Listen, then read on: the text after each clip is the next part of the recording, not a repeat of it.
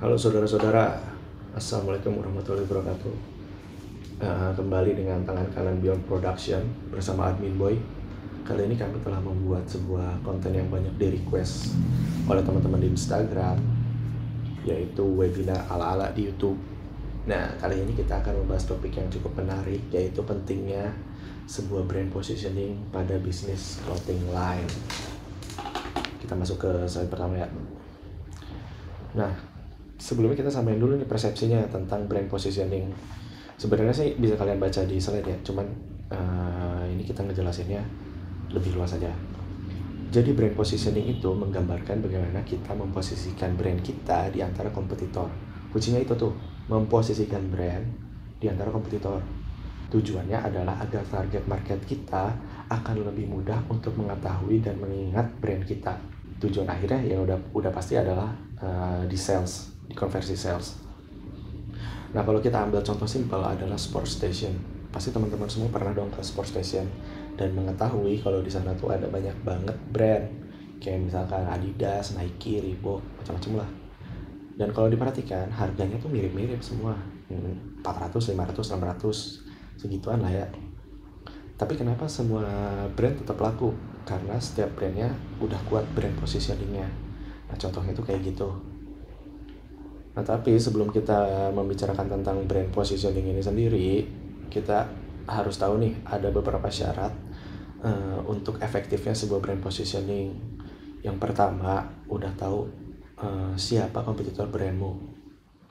Yang kedua, sudah mengetahui apa value dari produkmu. Value ini adalah kelebihan ya, atau nilai jual lebih dari produkmu. Yang ketiga, target marketmu. Kenapa 3 hal ini harus diketahui? Alasannya adalah agar teman-teman semua nggak terlalu general dalam membuat brand positioning. Nah, tanpa brand positioning, apa sih yang akan terjadi? Yang pertama, brand kita nggak akan bisa bersaing dengan kompetitor. Yang kedua, akan lebih sulit diketahui dan diingat oleh target market kita. Karena si target market kita tuh yang ada di benaknya malah ke kompetitor kita yang brand positioningnya udah kuat. Lalu yang ketiga yang paling fatal adalah biaya marketing akan terbuang dengan tidak efektif. Ibaratnya teman-teman semua udah ngiklan, teman-teman udah paid promote, terus udah endorse, yang like banyak, yang mengunjungi Instagram banyak, tapi yang beli dikit. Dan itu tuh salah satunya adalah karena brand positioningnya yang gak kuat. Ibaratnya si customer kita tuh gak punya alasan untuk mau membeli produk kita. Alasannya karena brand positioning kita ini belum kuat. Nah, untuk mencari brand positioning di bisnis clothing line bisa dari mana aja sih? Yang pertama dari marketing plan. Yang kedua dari desain produk. Kita bahas satu-satu ya. Kalau dari marketing plan tuh contohnya seperti brand ambassador, kerjasama marketplace, store location untuk teman-teman yang bisnisnya offline, lalu customer service care, dan after sales. Ibaratnya hal-hal dari segi marketing yang bisa membuat si target market kita tuh ingat. Nah, yang kedua tuh dari desain produk. Ini dari segi visualnya, yaitu ciri-cirinya kayak misalkan produk dari brand teman-teman ini punya ciri khas dari segi desain atau dari jenis bahan baku yang nggak bisa ditiru. Itu kan bakal jadi dengan mudah target market tuh mengingat, oh ini brand teman-teman nih, ibaratnya kayak gitu. Kita masuk ke studi kasus. Nah, kita misalkan ya, brand teman-teman itu adalah kemeja casual yang bisa dipakai sehari-hari. Nah, ini nih brand teman-teman. Nah, misalkan teman-teman tuh menargetkan, target kompetitor gua tuh si Prep Studio nih sama si Tenue. Nah, kita bedah satu-satu ya. Sebenarnya kedua brand kompetitor teman-teman ini udah memiliki brand positioning yang kuat. Kayak misalkan Tenue ini desain produknya punya ciri khas sendiri, yaitu si kemeja printing ini. Kalau si Prep Studio berbeda dengan Tenue, produknya sebenarnya general, tapi strategi marketingnya yang mudah diingat sama orang-orang. Kayak misalkan pemakaian brand ambassador. Nah, ini bakal kita bahas selanjutnya. Nah, brand teman-teman ini adalah kemeja yang sebenarnya mirip sama Prep, tapi dari segi marketingnya nggak sekuat Prep. Ini udah pasti sulit bersaing, karena ibaratnya mau nyaingin Prep ini nggak bisa, apalagi nyaingin yang si Tenue dari segi produknya udah beda. Ini bakal sulit bersaing. Ini contohnya ya. Nah, kita masuk ke case yang kedua. Misalkan brand teman-teman ini adalah kemeja flanel. Jadi brand teman-teman ini fokusnya di flanel ya terus. Dan teman-teman tuh punya kayak ibaratnya signature atau motif kain yang nggak dimiliki oleh brand lain, nggak bisa ditiru. Nah, ini tuh udah menjadi brand positioning ibaratnya. Kalau misalkan brand teman-teman dari segi produknya udah berbeda dari kompetitor dan segi marketingnya sudah sama, ini udah pasti nih bisa lebih bersaing, bener nggak? Ibaratkan ada orang yang seneng dengan kemeja casual tapi nggak suka yang terlalu polos atau yang terlalu ramai seperti tenue, ini bakal bisa menjadi alternatif. Ibaratnya brand teman-teman itu punya kesempatan untuk bersaing dengan kompetitor teman-teman, berbeda dari yang case pertama tadi. Nah, biar lebih asik, kita bedah strategi atau brand positioning dari Prep Studio. Sebenarnya kita sering banget sih di Instagram bahas tentang Prep Studio, karena menurut kami Prep Studio itu menariknya adalah produknya tuh general, ibaratnya semua brand juga bisa ya bikin produk kayak gitu. Tapi yang membedakan tuh adalah cara mereka memasarkan produknya.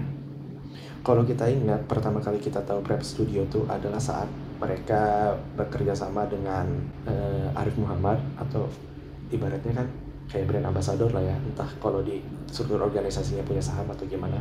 Tapi kita mengetahui pertama kali itu pasti pas momen yang ada spanduknya itulah. Nah, itu kan sebenarnya adalah brand positioning ya. Lalu selain brand ambassador ini, ada social media copywriting. Kalau diperhatiin di Instagramnya si Prep Studio ini, cara mereka membuat caption atau cara mereka post sebuah foto itu selalu menimbulkan orang untuk berkomentar. Kalau misalkan di brand lain, yang misalkan yang kompetitornya si Prep, misalnya kayak si tadi Tenue itu, pasti yang komen tuh lebih nanyain ke produk, misalkan produk ini ready nggak, atau harganya berapa, pertanyaan-pertanyaan kayak gitu. Tapi kalau di si Prep Studio ini, yang komen itu coba perhatiin deh, ada yang sampai curhat anjir. Misalkan kayak, saya senang banget belanja di sini, ini udah pembelian saya yang kelima, ayo dong produk baru segala macam. Itu tuh kayak naikin traffic dengan sangat dengan sangat organik. Jadi mereka mungkin nggak usah capek-capek dengan Instagram Ads segala macam. Nah, untuk yang ketiga, brand positioningnya ada di high quality fotografinya. Teman-teman suka merhatiin nggak, sebenarnya kan produksi Prep ini tuh general ya, tapi kalau dipakai sama modelnya, kita tuh jadi kelihatan kayak, wah kayaknya ini keren juga deh kalau gua pakai. Nah, yang kayak gitu yang bisa menimbulkan psikologis si pelanggan tuh jadi pengen membeli atau pengen mencoba. Itu karena si high quality fotografi. Beda kalau misalkan teman-teman tuh cuman ngepost foto katalog latar putih di Instagram kayak orang tahu tuh, oh ya udah sih produknya kayak gitu. Nah, ibaratnya kayak gitulah. Nah, yang keempat ini adalah produknya yang general. Sebenarnya semua brand juga bisa sih membuat produk seperti Prep ini, tapi nggak bisa memasarkannya seperti Prep. Nah, kalau diperhatikan, kenapa mereka membuat produk yang general? Ini adalah pasti agar lebih mudah merangkul target market yang lebih luas. Ibaratnya sekarang kan udah spesifik, nah nanti tuh bakal lebih meluas lagi, kayak ibaratnya kayak Rigo sekarang lah. Nah, itu pasti tujuan akhir si Prep Studio tuh kayak gitu. Nah, yang kelima, brand positioningnya yaitu easy to sold out. Kalau teman-teman merhatiin atau follow Instagram ya, pasti sering ngelihat kayak produknya baru di post sekarang, tapi besoknya udah sold out.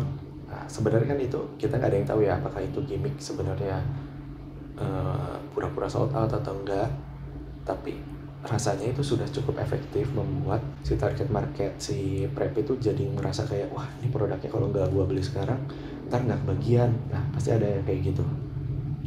Nah, kurang lebih seperti itu sih brand positioning dari Prep Studio yang kami amati. Pasti teman-teman di sini pun punya persepsi yang berbeda atau cara pandang yang berbeda. Oh, kalau menurut gua Prep itu kelebihannya gini nih. Nah, itu kan sebenarnya brand positioningnya si Prep di mindset teman-teman, dan itu nggak masalah.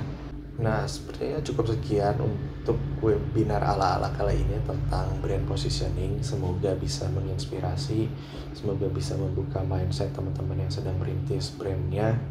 Dan kalau teman-teman suka dengan video ini, bisa like dan share ke teman-teman yang mungkin juga membutuhkan video dengan konten semacam ini. Akhir kata, terima kasih telah menyaksikan, semoga bermanfaat.